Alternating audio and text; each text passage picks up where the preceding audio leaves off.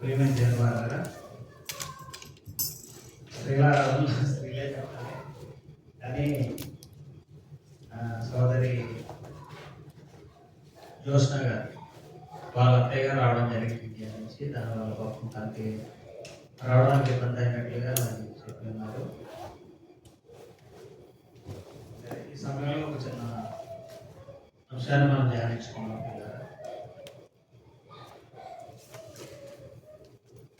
నేడున్న ఈ రోజుల్లో ఎక్కడ చూసినా సెమినార్ సంబరాలు ఎక్కువ మన ఇండియాలో. జనవరి అంటే ఈ సెమినార్లు ఫస్ట్ స్టార్ట్ చేసిన బైబిల్ ఓపెన్ యూనివర్సిటీ ఇప్పుడు స్టాండర్డ్ ఎప్పుడు కూడా జనవరి 9 నుంచి అంటే మళ్ళీ కంటిన్యూ అవుతుంది. దాన్ని ఆధారంగా చేసుకునే మిగిలిన వాళ్ళందరూ కూడా సెమినార్ని పెట్టడం జరిగింది. అయితే ఈ సెమినార్లు చూసుకుంటే ఇప్పటి రోజుల్లో మన సెమినార్ల గురించి ఆలోచించుకుంటే అవి పేరుకే దేవుడికి మహిమకరంగా జరుగుతున్నాయి. కానీ మహిమ అంతా జీవుడికే వెళ్ళిపోతుందని అప్పుడున్న పరిస్థితులు బట్టి మనకు అర్థమవుతుంది. మహిమ దేవునిగా జీవుడు మనం ఆలోచించాలి. ఈ రోజుల్లో ఎక్కడ చూసినా సరే మీరు చూడండి, ప్రతి సెమినార్లోనూ కూడా ఆ సేవకులు ఫోటోలు కనిపిస్తాయి. ఎక్కువ ఎల్ఈడీలో నిల్చున్నట్టు కూర్చున్నట్టు రకరకాలుగా. అయితే మనకి ప్రారంభంలో ఉన్న భక్తి వేరేగా ఉండేది, వాక్యాలే కనపడేది, లేకపోతే ఏదో ఒక శిలువ ఆకారం లేకపోతే పౌరం ఆకారం బైబిల్ పుస్తకం కనపడేది.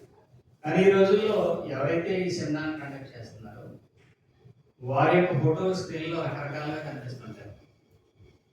ఎక్కడైనా సరే మ్యాక్సిమం ఇండియాలో జరిగిన సెమినార్లు ఎవరో కొంతమంది ఈ సత్యాన్ని ఎరిగి ఉన్నవాళ్ళు తప్ప మిగిలిన వాళ్ళు ఎక్కడ చూసినా సరే ఆ రకంగానే మనం చూస్తున్నాం. ఈవెన్ 2008లో మేము సెమినార్ కండక్ట్ చేసాం. రాజు మీరు అక్కడ ఉన్నారు, ఇక్కడ ఉన్నారు. 2008లో ఇప్పుడు ప్రజెంట్ ప్రవీణ్ రాజు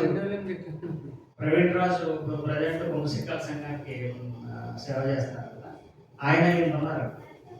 నేను 2008లో కండక్ట్ చేసినారు. నేను సింగపూర్ నుంచి వెళ్ళాను, 2 సంవత్సరాలు పూర్తయ్యాయి. వెళ్ళేటప్పటికి పెద్ద సెమినార్ పోలీస్ స్టేషన్ రోడ్స్లో ఏర్పాటు చేసుకుంటారు. ఆ సురేష్ రావు గారు కూడా అప్పుడు బాగా చిన్న వయసుగా ఉన్నారన్నమాట. ఆ సమయంలో ఏం జరిగిందంటే మెయిన్ వక్త ఎవరంటే సాగర్ గారు. ముందు వాక్యం మాట్లాడేవారేమో సునీల్ కుమార్ గారు. సాగర్ గారు అప్పటికి బాగా సీనియర్. అయితే ఒక వివాదం వచ్చింది. ఏంటంటే గ్రౌండ్లో పెద్ద ఫ్లెక్సీ ఏర్పాటు చేసినట్టు ఆ రోజు ఏర్పాటు ఏంటి విషయం అని తెలిసినప్పటికీ అదే పోస్టర్స్లోనూ ఫోటో సరిగా లేదు అని అది అసంతృప్తి లోనైనట్లుగా తెలిసింది సేవకి ఫోటో. దానికోసం ప్రత్యేకంగా ఒక 15 అడుగుల కటౌట్ పెట్టారు. అంటే ఎక్కడ చూసినా ఏ రకంగా చూసినా ఏదో విధంగా దేవుడు కన్నా జీవుడు మహిమపరచబడాలనే తలంతో కనిపిస్తుంది. ఎక్కడ చూసినా ఏ సంఘంలో చూసినా మనం మ్యాక్సిమం ఏదో కోణంలో కనిపిస్తుంది. ఈ రోజుల్లో మరీ ఎక్కువ మినిస్ట్రీలు ఉన్నాయి. వాటిలో ఏంటంటే దేవుడి పేరు మీద మినిస్ట్రీస్ ఉంది. ఇప్పుడు మనుషుల పేరు మీద కూడా మినిస్ట్రీలు వచ్చాయి, మనుషుల పేరు మీద. అదే ఈ రకంగా ఈ క్రమం ఎలా ఉంటుందంటే ఈ మహిమ రావాల్సిన దేవుడు మీరు అనుకోవచ్చు, మరి వాళ్ళు చెప్పే మాటలు దేవుడు మహిమపరిచే కదా అనుకోవచ్చు. ఈవెన్ దేవుడు ఏం చెప్తున్నారు, మీరు భోజనం చేసినాను పానం చేసినాను అది దేవుడు మహిమ చేయమంటారు ఏదైనా సరే. అయితే ఆ రకమైన పరిస్థితి ఉండలేదని మరి ప్రస్తుతానికి తెలుస్తుందన్నమాట. ఈవెన్ విశ్వాసులు కూడా ఏం చేస్తున్నారంటే ఎవరైతే ఆ సేవకులుగా ఉన్నారో వాళ్ళే ఎక్కువ హైలైట్ చేసుకోవడం, వాళ్ళతో వాళ్ళని ఎక్కువగా బాగుంది ఫోటో బాగుంది తీసుకుని ఆయన మార్కెట్ పడుతున్నారు. ఇది కామన్ అయిపోయింది. అయితే మహిమపరచవలసిన దేవుడు మరుగైపోతున్నాడు. మరి మరుగయ్యి దేవుడు మహిమపరచాల్సిన జీవుడు ఏమైతున్నాడంటే మహిమపరచుతాడు. ప్రస్తుత కాలంలో ఇండియాలో బాగా ఎక్కువ. అందుకే ఎవరి పేరు మీద వాళ్ళు రిజిస్ట్రేషన్ పెట్టేసుకుంటారు, ఎవరి పేరు మీద వాళ్ళు రిజిస్ట్రేషన్. ఈ క్రమంలో మనం కొన్ని 10 వచనాలు మనం ఆలోచిస్తాం. కీర్తనల గ్రంథం 40 అధ్యాయం. కీర్తనల గ్రంథం 40 అధ్యాయం.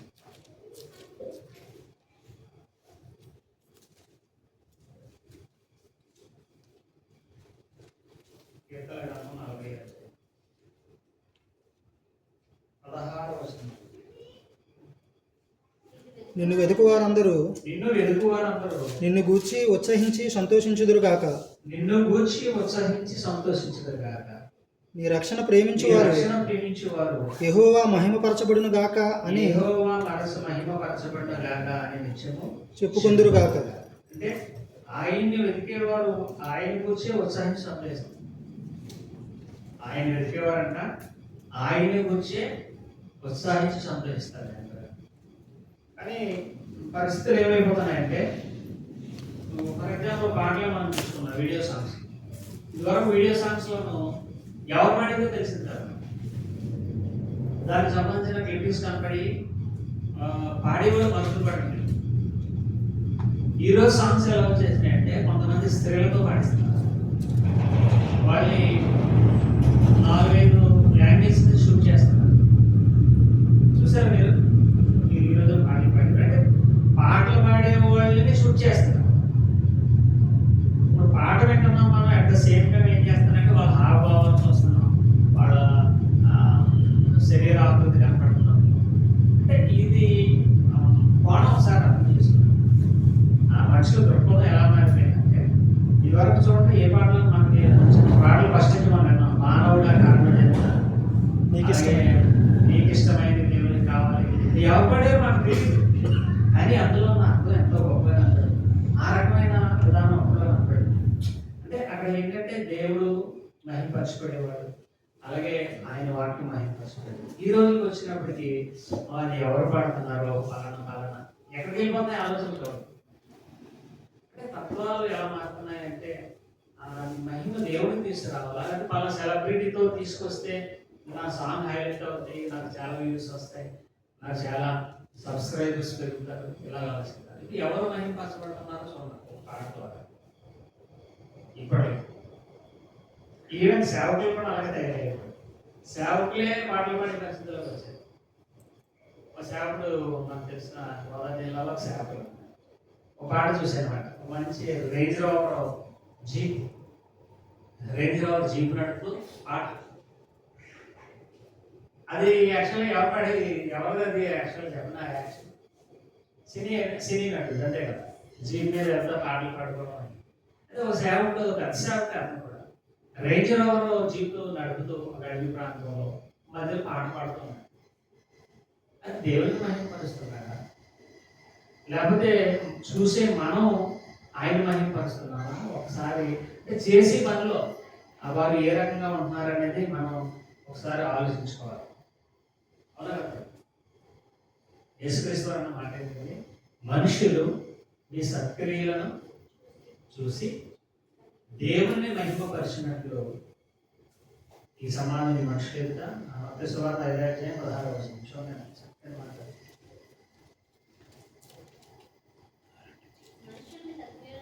మనుషులు మీ సత్క్రియలను చూసి పరలోకమందున్న మీ తండ్రిని మహిమపరిచినట్లు వారి ఎదుట మీ వెలుగు. అంటే వారి ఎదుట వెలుగు అంటే అర్థం ఏంటంటే, ఈ రేంజ్ రోవర్లో లేకపోతే పెద్ద కాస్ట్లీ డ్రెస్లు ఇవి కాదు వెలుగు అంటే. వెలుగు అంటే ఏంటి? వారి బ్రతికే విధానం, జీవించే విధానం వాక్యానుసారంగా ఉందా, లేకపోతే వాక్యానుసారంగా లేదా, వారి ప్రవర్తన. చూడండి, ఏ సెలబ్రిటీ మాస్టర్స్ అన్నా సరే ఏదో ఒక విమర్శ కనబడుతుంది అంతే కదా. సమాజంలో ఏదో ఒక విమర్శ. అంటే విమర్శ వస్తుందంటే అర్థం ఏంటి అక్కడ? అంటే నీ వెలుగు ఏ రకంగా ప్రకాశింపబడుతుంది అనేది ఆలోచించుకోవాలి కదా. ఆ వెలుగు ఎలా కనపడుతుంది అంటే, కాస్ట్లీ డ్రెస్సుల్లో కనపడుతుంది, కాస్ట్లీ ఎక్విప్మెంట్స్, కార్లు అవ్వచ్చు, ఇంకోటి అవ్వచ్చు. ఈరోజు చర్చెస్ ఎలా తయారైనాయి అంటే, ఒకరోజు చర్చెస్ అంటే చాలా ప్రశాంతంగా గోడల మీద వాక్యాలతో. ఈరోజు ఎలా తయారైందంటే ఒక ఏంటంటే మ్యూజిక్ థియేటర్లా తయారైంది చర్చెస్. అవునా కదా చెప్పండి? ఇండియాలో చాలా చర్చెస్ మ్యూజిక్ థియేటర్ లాగే తయారైంది. ఇది అంటే అభివృద్ధి చెందుతున్నామని మనం అనుకుంటున్నాము, కానీ అది దేన్ని మహిమపరుస్తున్నాము మనకు అర్థం కావట్లేదు. ఒక టీవీ కొన్నారట. చూడండి ఎంత ఉంది ఆ టీవీ. మనం ఆ టీవీని మహిమపరుస్తున్నాం, ఈ ఒక పెద్ద టీవీ. కానీ అందులో వచ్చి దాని గురించి మనం ఆలోచించాం. మనిషి తీరులా మారిపోతుంది. సో కాబట్టి మనం ఈ మనుషుని సక్రియలను చూసి దేవుని మహిమపరిచే విధంగా మనం కనబడాలి. అది ఆ వెలుగు మనలో నుంచి సమాధానం కనిపించాలి. ఆ వెలుగు ఏంటంటే మన ప్రవర్తన, మన ఆలోచన, మనం నడిచే విధానం, మనం జీవించే విధానం ఇదే. అవునా కదా చెప్పండి. ఇంకోటి ఏంటంటే మనుషులు, మీకు తెలుసు అబ్రహాం గారు, మోసే గారు కొండ మీదకి వెళ్తారు కదా. ఎన్ని రోజులు? 40 రోజులు కొండ మీదకి వెళ్ళినప్పుడు అప్పుడు మోషే గారు లేకపోవడం చూసి వాళ్ళందరూ కూడా అహరోను గారిని బెదిరించి వాళ్ళు తెలుసు ఒక దూడను తయారు చేసుకుంటారు. ఎందుకంటే లక్షల మంది ఉన్నారు, ఒక ఆయన ఉన్నారు, ఏం చేయలేదు. అసలే నాయకుడు కొండ మీదకి వెళ్ళారు ఆయన. ఆ పరిస్థితుల్లో మరి అక్కడ ఏం జరిగింది మరి అందరికీ తెలిసిందే. ఒకసారి మనం చూద్దాం ఆ సందర్భం ఎలా రాయబడిందో చూద్దాం ఒకసారి. నిర్మాకాండ 24వ అధ్యాయం. నిర్మాకాండ 24వ అధ్యాయం 12 నుంచి చదువుతాం. అప్పుడు యెహోవా మోషేతో ఇట్లనెను, నీవు కొండ ఎక్కి నా యొద్దకు వచ్చి అచట నుండుము.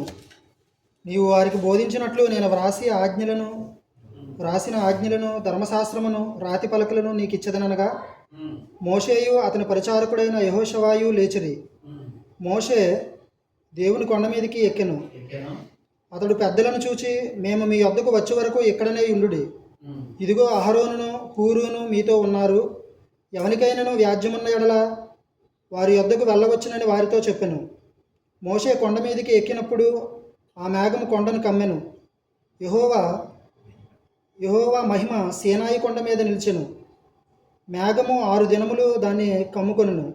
7వ దినమున ఆయన మేఘములో నుండి మోషేను పిలిచినప్పుడు యెహోవా మహిమ ఆ కొండ శిఖరము మీద దహించు అగ్నివలే ఇజ్రాయేలీయుల కన్నులకు కనబడెను. అంటే ఇక్కడ మోషే గారు వెళ్ళారు. మోషే గారు వెళ్తుంటే కింద నుంచి చూస్తున్న వాళ్ళకి ఎలా కనబడిందంట? దహించు. అంటే కింద దహించు అగ్నిలాగా. అంటే ఇవన్నీ చూస్తున్నారు. కింద నుంచి కనబడము. కింద నుంచి మనకి కొంత దూరంలో మనకి వెలుగు కనిపిస్తుంది కదా, కనిపిస్తుంది. కింద నుంచి వాళ్ళకి అన్ని చూశారు. అయినా సరే వాళ్ళు చేసింది ఏంటంటే ఆఖరికి ఎవరైతే ఈ మోషే లేరో, ఈ మోషే లేకపోవడం చూసి ఏం చేశారంటే మరలా వాళ్ళు వెనక్కి వెళ్ళిపోయినట్లుగా మనం చూస్తాం. వెనక్కి వెళ్ళిపోయినట్లుగా అహరోను గారిని బెదిరించి వాళ్ళు చేసిన పని ఏంటంటే 32వ అధ్యాయంలో చూస్తాం. 32వ అధ్యాయం ప్రారంభం నుంచి చూసుకుంటే వాళ్ళు ఏ రకంగా చేశారంటే,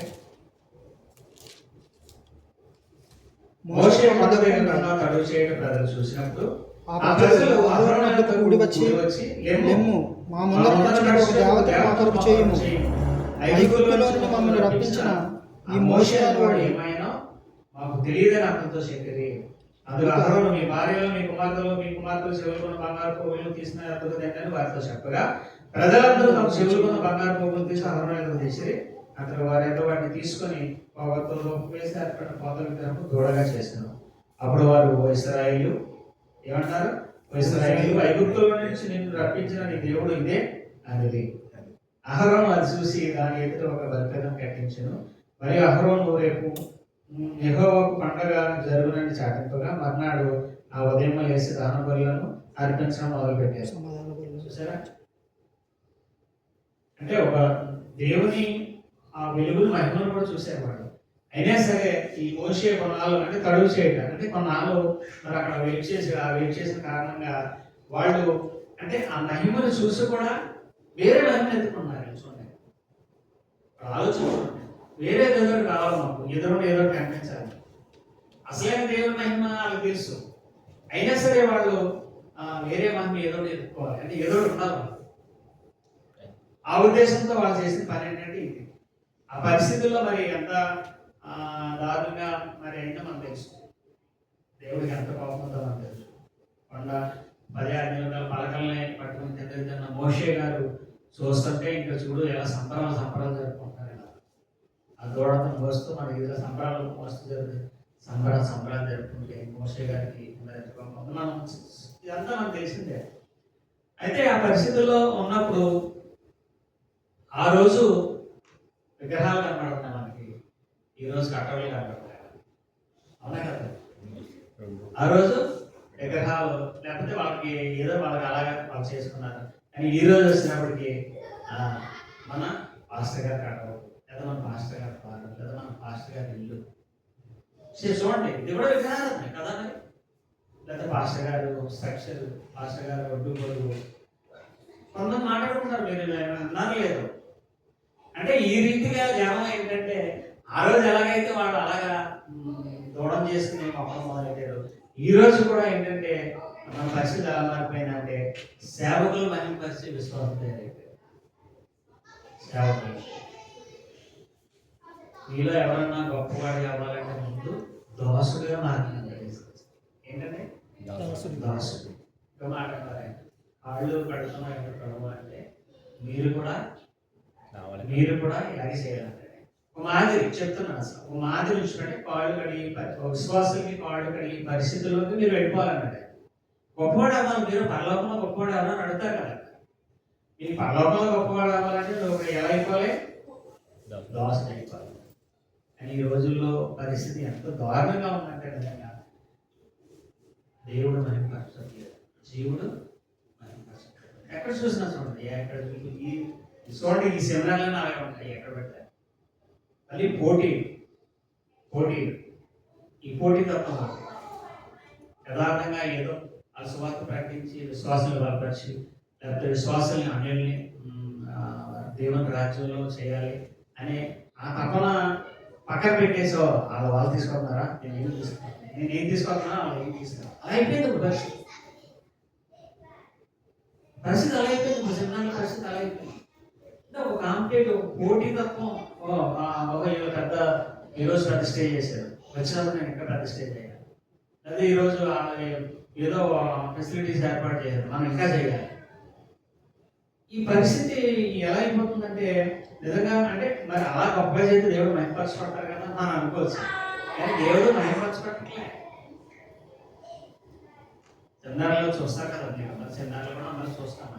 ఒకసారి మీరు అబ్జర్వ్ చేయండి అసలు, అంటే ఎవరు మహిమపరచబడుతున్నారు అనేది మనం ఆలోచించాలి. అలాగని వారికి దేవుని ఆలోచన లేదంటారు, ఉంది. ఉన్నా కూడా ఏంటంటే అపవాది ఏం చేస్తుందంటే, అపవాది ఎలా ఉన్నట్టు ఇప్పుడు ఇది నీకు ఆశ్చర్యం కాదు, సాతాను తానే వెలుగుదూత వేషము ధరించుకుని ఉన్నాడు, నీతి పరిచారుల వేషం ధరించుకున్నాడు. అంటే ఈ రోజుల్లో పరిచర్యలో కూడా వచ్చేస్తున్నారు. పరిచర్యలో కూడా వాడు వచ్చినప్పుడు ఎవరు కనపరచబడతారు? ఎవరు కనపరచబడ్డారు? వారి క్రియలు, వారి యొక్క పద్ధతులను, వారి ఉద్దేశాలను, వారి యొక్క స్వబుద్ధిని సంఘాల్లో ప్రవేశపెడుతున్నారు. ప్రవేశపెట్టినప్పుడు ఎలా అయిపోయిందంటే మనుషులు అదే అంటారు కదా, యేసుక్రీస్తువారు, మీరు పెదవులతో కనపరుస్తున్నారు కానీ హృదయం చాలా దూరంగా ఉంటారు. పెదవులతో కనపరుస్తున్నారు అన్నారు కానీ హృదయం, ఇవ్వాల్సిన హృదయం ఏంటంటే దేవుని వాక్యానికి, దేవునికి దూరంగా ఉందండి. నాకు అక్కడే ఇంకో మాట కష్టపడండి. మీరు మనుషులు పారంపర్యాచారాలను కైకొన్నటకు దేవుని వాక్యములను బొత్తిగా నిరాకరించదు అంటారు. 7వ అధ్యాయం మార్కు సువార్త, 7వ అధ్యాయం మార్కు సువార్త.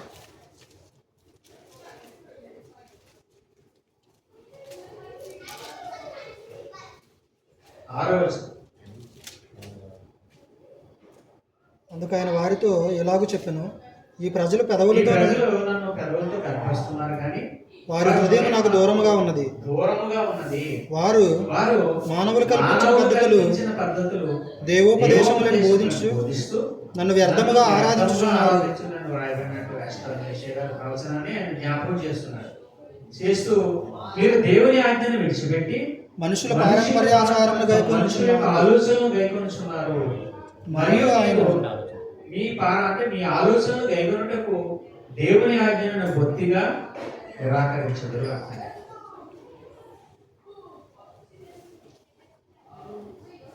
వాక్యానికి, దేవుని యొక్క ఆలోచనలకి దూరం అయిపోయిన ప్రపంచం పరిస్థితి. హృదయంలో ఉండవలసిన దేవుడు మరి హృదయంలో జీవుడే కనిపిస్తున్నాడు. ఈవెన్ అందుకే మనం ఎవరిని కూడా ఎవరు వాక్యం చెప్పేవాళ్ళు ఎవరిని కూడా మనం దేవుడు కానీ లేదా గొప్పగా వాళ్ళ పరిచయం మనం చేస్తున్నాం. ఎవరి పరిచయం మనం చేస్తున్నాం అంతే. ఎవరు ఆలోచన మనం వాళ్ళు ఇస్తున్నాం తప్ప దీంట్లో కనిపించేది ఏమో చెప్పండి అంతే కదా. ఈ రకమైన పరిస్థితి మనకు కనపడుతుంది కాబట్టి ఇదే విషయాన్ని మరలా ఈయన కూడా పౌలు గారు కూడా జ్ఞాపకం చేస్తారు. ఏ విషయాన్ని అక్కడ జరిగిన విషయాన్ని ఈ నూతన సంఘాన్ని కూడా ప్రోమపత్రికలో చూస్తారు. ఈ నూతన సంఘాన్ని కూడా జ్ఞాపకం చేస్తూ అంటే పాత జరిగిన ఆ విషయాన్ని ఒకసారి జ్ఞాపకం చేస్తూ మొదటి అధ్యాయం ప్రోమపత్రిక మొదటి అధ్యాయంలో వారి గురించి చెప్పబడిన మాటలు అందరూ తెలుసు. 21 మొదటి అధ్యాయం 21 నుంచి చూడండి. ఇక్కడ ఆయనను మరియు వారు దేవుని ఎరిగియు ఆయనను దేవునిగా మహిమపరచలేదు, కృతజ్ఞతాస్తుతులు చెల్లింపలేదు, కానీ తమ వాదములందు వ్యర్థులేదు. వారి అవివేక హృదయము అంధకారమయమైనది, వారి జ్ఞానులను చెప్పుకొనొచ్చు బుద్ధిహీనులైరి. చూసారా, అంటే వారు స్వబుద్ధి వచ్చేసినాడు. జ్ఞానులు మేము అంతే కదా, జ్ఞానులు మేము, లేకపోతే మేము ఏంటిది మేము దేవుని ఎరిగి ఉన్నాము అంటే ఆయన ఎరిగి వారి మళ్ళీ ఏమన్నారంటే వాళ్ళు వారు వాదనలేదు వ్యర్థులయ్యారు అంటున్నారు. వాదాలేదు వ్యర్థులయ్యారు అంటే నాకు అన్నీ తెలుసు, నాకు వాక్యం అంతా తెలుసు అంట. ఒకసారి నాకు అంతా తెలిసాక వాక్యం అంతా అనమాట. అది వాదనలేదు కూడా వ్యక్తులు అన్నమాట. దేవుడు ఏ రకమైన విధానం మన నుంచి ఆశిస్తున్నారనేది మనం కూడా ఎవరు కూడా ఎక్స్పెక్ట్ చేసే పరిస్థితుల్లో లేదు. అందుకే మహింపరచబడేది జీవుడే మహింపరచబడుతున్నాడు తప్ప దేవుడు కాదు. ఎలా ఉందని చూడండి, వారు అక్షయుడకు దేవుని మహిమను అంటే అక్షయుడకు దేవుని మహిమను ఎలా మార్చేస్తున్నారంట? మనుషుల యొక్కయు పక్షుల పక్షులు, చతుష్పాద జంతువులు, క్షయమైపోయే యొక్కయు ప్రతిమా స్వరూపములుగా అంటే వాటిలా మార్చుతున్నారు. వాటిని పూజించడం మొదలై విగ్రహారాధనలో పూజిస్తారు. దానివల్ల ఎంత ప్రమాదం. తర్వాత కింద రాస్తే చాలా దారుణంగా ఉంటున్నారు. దేవుడే వారి హృదయాలు మార్చేశారు. ఏం చేశారట? దేవుడే వారి హృదయాలు మార్చాడు. ఇది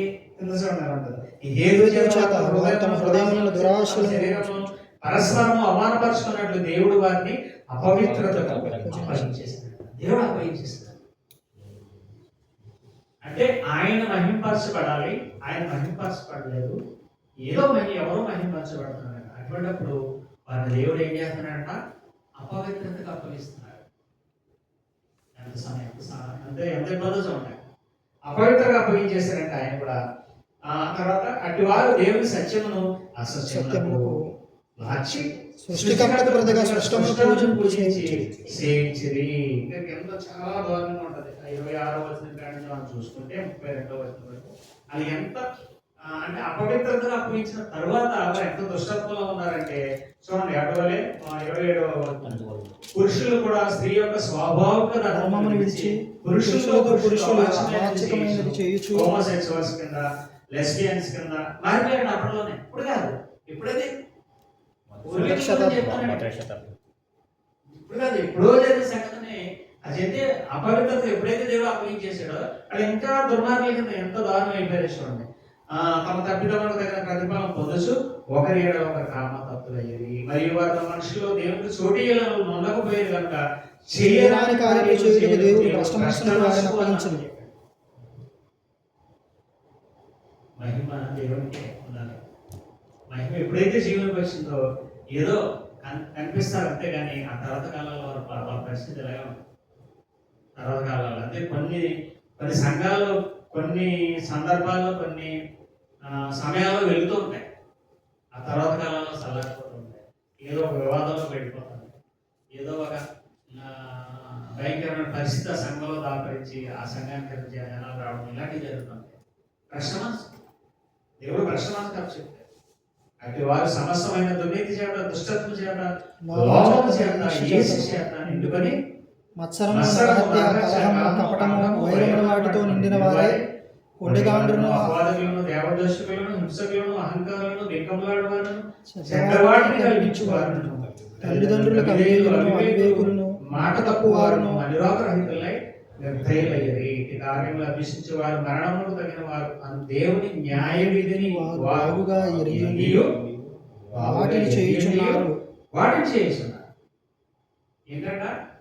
తెలిసి కూడా దేవుని యొక్క న్యాయ విధికి వెళ్ళిపోతామని తెలిసాక తెలిసి ఎరిగి కూడా వాటిని ఏం చేస్తున్నారంట? చేస్తున్నారు. ఇది మాత్రమే కాక వాటిని అభ్యసించి వాటితో సంతోషంగా సమ్మతించు. ఈరోజు సంఘాల పరిస్థితి చాలా ఉంది. సంఘాల పరిస్థితి చాలా దారుణం. అంటే మహిమ పొందవలసిన దేవుడు అదృశ్యుడైపోయాడు. అదృశ్యుడై దేవుడిని ముందు పెట్టవలసిన జీవుడు ఏమైపోయాడంటే మహిమాస్పడు. ఎంత దారుణం చూడండి. అంటే తెలియని విగ్రహాలు, తెలియని విగ్రహాలు. కాబట్టి మనం ఎంత జాగ్రత్తగా ఉండాలో మనం ఒకసారి మీరు ఆలోచించాలి. దీనికి ఒక కారణం ఉంది. ఏంటంటే బలమైన ఆరోగ్యకరమైన వాక్యం ఎప్పుడైతే సంఘంలో లేదో, హెచ్చరిక ఎప్పుడైతే సంఘంలో లేదో, ఎప్పుడైతే ఖండించడం, బుద్ధి చెప్పడం, సరిదిద్దడం ఎప్పుడైతే లేదో, ఈ రకమైన జనాంగం తయారవుతారు. ఎందుకంటే ఇప్పుడు హెచ్చరించమని చెప్పి సేవకుడు, మీరు హెచ్చరిక చెప్పి సేవకుడు తను కూడా జాగ్రత్తగా ఉండాలి కదా. ఇప్పుడు తను జాగ్రత్తగా ఉండలేడు కాబట్టి హెచ్చరించలేడు సంఘాన్ని, బుద్ధి చెప్పలేడు. తను ఎప్పుడైతే స్ట్రాంగ్గా ఉంటాడో, తను ఎప్పుడైతే పవిత్రతలో యథార్థంగా దేవుడిని అంతర్చుకుంటూ ఉంటాడో, ఆ సేవకుడు హెచ్చరిస్తాడు, బుద్ధి చెప్తాడు, అన్నీ చేస్తాడు. అది లేదు కాబట్టి విశ్వాసం కూడా ఎలా తయారైపోతున్నారంటే వారిలాగే తయారైపోతున్నారు. ఆ పరిస్థితిలోనే అయిపోతున్నారు. అందుకే వాటిని అభ్యసించే వారితో సంతోషంగా సంబంధిస్తున్నారు. ఒకసారి మనం ఆలోచిద్దాం. ఎక్కడ వేసిన పొంగల్ అక్కడే మనం ఉండడానికి కారణం ఏంటంటే వాక్యాన్ని కరువు అయిపోయిన ప్రపంచం ఈ రకంగా ప్రయాణం ఇది అవుతుంది. ఎప్పుడైతే వాక్యాన్ని కనెక్ట్ అవుతున్నామో ఆటోమేటిక్గా యేసుక్రీస్తు వారు కనెక్ట్ అయి ఉంటాం. అంతే కదా, ఆటోమేటిక్గా యేసుక్రీస్తు వారు కనెక్ట్ అయి ఉంటాం. యోహాను సువార్త చూడండి ఒకసారి. 15వ అధ్యాయం యోహాను సువార్త సరసరి చదువుకున్నాకే. యోహాను సువార్త 15వ అధ్యాయం 8వ వచనం చూడండి. మీరు బహుగా ఫలించుట వలన నా తండ్రి మహిమపరచబడును. మీరు బహుగా ఫలించాలి. బహుగా ఫలించాలంటే ఏం చేయాలంట? ఎవరు నా యందు నిలిచి ఉండునో 5వ వచనంలో చెప్తారు కదా, ఎవరు నా యందు నిలిచి ఉండునో నేను ఎవరి యందు నిలిచి ఉండునో వారు బహుగా ఫలించును. అంటే ఏంటి? వాక్యం హృదయం కనెక్ట్ అయి ఉండాలి. యేసుక్రీస్తు వారు కనెక్ట్ అవ్వాలంటే అర్థం ఏంటంటే వాక్యం కనెక్ట్ అవ్వాలి. లేదా మన ప్రతిబింబాన్ని ఊహించుకోకూడదు. ఎక్కువ కూడా యేసుక్రీస్తు వారు కనెక్ట్ అయ్యంటే యేసుక్రీస్తు వారు అలా మనం మాదిరిగా చూసుకోకూడదు. మనకు కనెక్ట్ అవ్వాల్సింది ఏంటి? వాక్యం. ఎప్పుడైతే మనం వాక్యం కనెక్ట్ అయిందో, నేను ఎవరి యందు నిలిచి ఉంటానో బహుగా ఎప్పుడు ఫలిస్తారో, ఎప్పుడైతే వాక్యం మనలో జీవింపజేస్తుందో, ఎప్పుడైతే వాక్యం మనం భయపెడుతుందో, ఎప్పుడైతే ఏ చెడ్డ తలంపు వచ్చినప్పుడు వాక్యం మనకు జ్ఞాపకం వస్తుందో అప్పుడు ఫలింపు ఉంటుంది. మనం ఊహించుకుంటాం.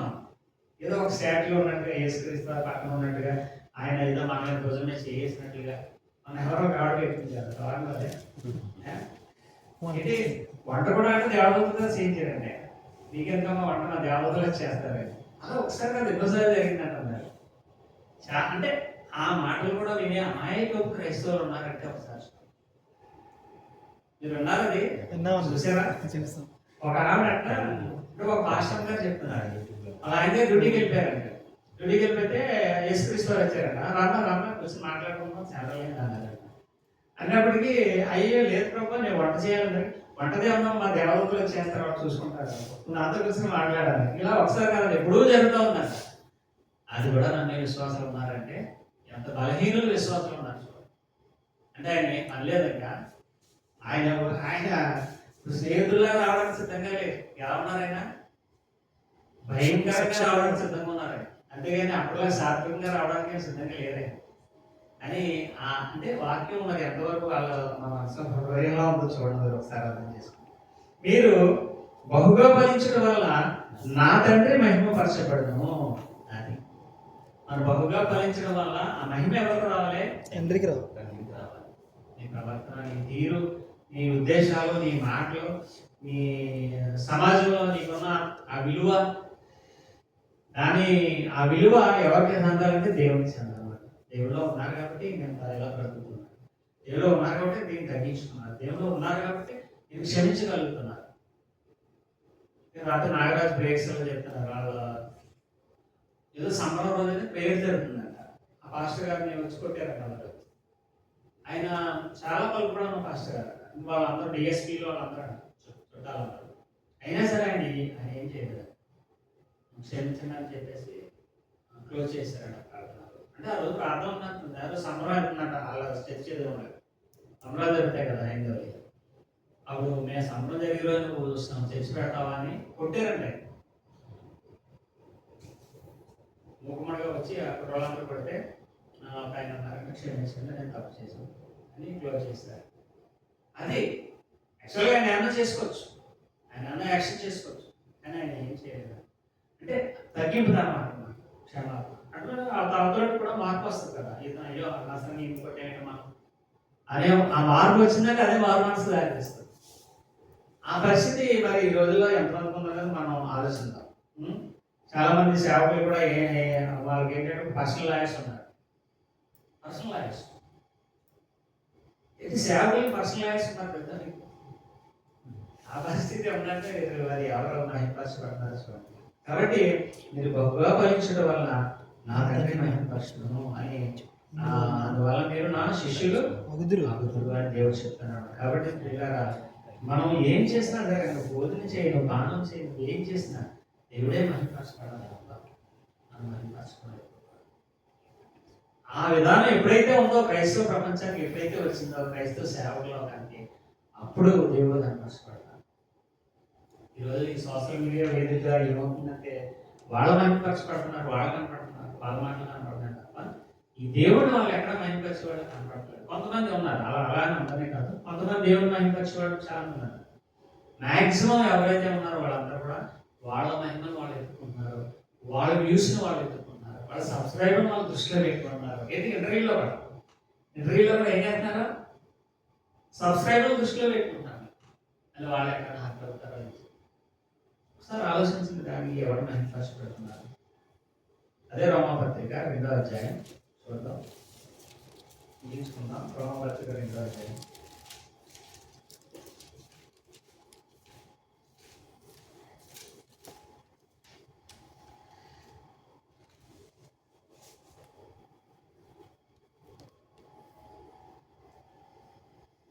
6వ వచనం చూద్దాం. ఆయన ప్రతివానికి వాని క్రియల చొప్పున ప్రతిఫలం ఉంటుందంట. ఎవరు చేసినా ఆ క్రియల చొప్పున ప్రతిఫలం ఉంటుంది. సత్క్రియను ఓపికగా చేయొచ్చు, మహిమను ఘనతను అక్షయతను వెదకు వారికి నిత్య జీవము. ఏంటంటే సత్క్రియను ఓపికగా చేస్తూ, అంటే దేవుని పనులు నిమగ్నమవుతూ మహిమను ఘనత అక్షయత వెతకాలంట. అంటే దేవుని యొక్క మహిమ, దేవుని యొక్క అక్షయత, దేవుని యొక్క ఘనతని ఎప్పుడైతే మనం వెతికేమో వారికి నిత్య జీవం వస్తుందని దేవుడు సెలవిస్తున్నాడు. కాబట్టి మనం ఏం చేసినా సరే అది దేవుని మహిమనే చేయాలి. ఒక పాట పాడు, ఒక ప్రార్థన చేయి, ఒక వాక్యం చెప్పు, ఇంకొకటి చేయి, లేదా ఇంకో పని చేయి, లేదా భోజనం చేయి, లేదా పానం చేయి, ఏం చేసినా సరే. అంటే భోజనం పానం దేవుడు ఎందుకు పడ్డాడు తెలుసా, అది మనకి నిశ్చికృత్యాలు కాబట్టి. ఇవి భోజనం చేయడం మనుషులు నిశ్చికృత్యాలు కాబట్టి మీరు ఈ కామదానంలోనే మీరు దేవుడు మహిమపరచుకున్న దేవుడు అంటాడంటే ఇంకా ముఖ్యమైన వాటిలో మరి ఇంకెంత మహిమపరచబడాలి దేవుడు, అవునా కదా చెప్పండి. కాబట్టి ఈరోజు మరి మహిమ దేవుడిగా జీవునిగా అనేది మనం ఆలోచించాలి. యేసుక్రీస్తు వారు ఏమంటారంటే, తండ్రి నువ్వు చేతికి నాకు ఇచ్చిన పని నేను సంపూర్ణంగా చేసి నేను మహిమపరచాలి, సంపూర్ణంగా చేసి నేను మహిమపరచాలి.